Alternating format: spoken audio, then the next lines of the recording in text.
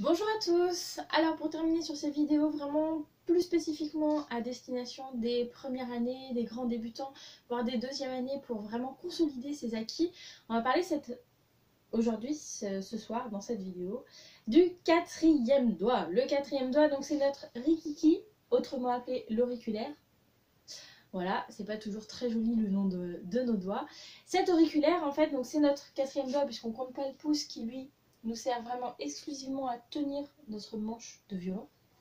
Ce quatrième doigt, on va faire donc notre fameuse cinquième note de la corde. Cinquième note parce que 0, 1, 2, 3, 4. En tout, ça fait 5 notes.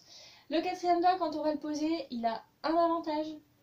C'est qu'en fait, il va faire la même note que la corde à vide supérieure. Donc sur ma corde de La, mon quatrième doigt c'est mon Mi. Sur la corde de Ré, mon quatrième doigt c'est le La, comme la corde de La. Sur la corde de Sol, mon quatrième doigt c'est le Ré. Et en revanche, la seule note qu'on ne connaît pas, c'est sur la corde de Mi. Quatrième doigt c'est notre Si.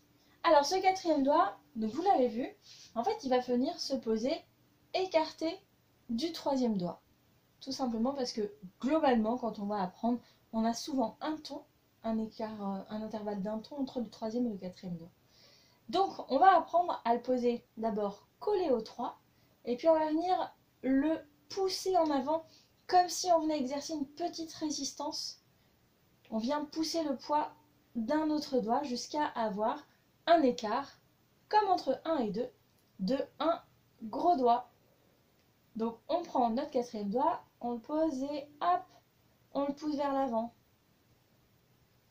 Et on le ramène. Et on le repousse vers l'avant. Donc ça fait notre petit doigt-ceps de la journée, notre petit sport du quatrième doigt. Et on va venir faire ça pour commencer sur les cordes de La et Ré. Dès qu'on est à l'aise, on fait sur la corde de Mi.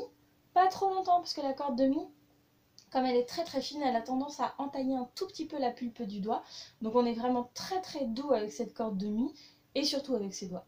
Et puis enfin sur la corde de Sol, on vient glisser ce quatrième doigt. Et voilà, vous savez poser le quatrième doigt.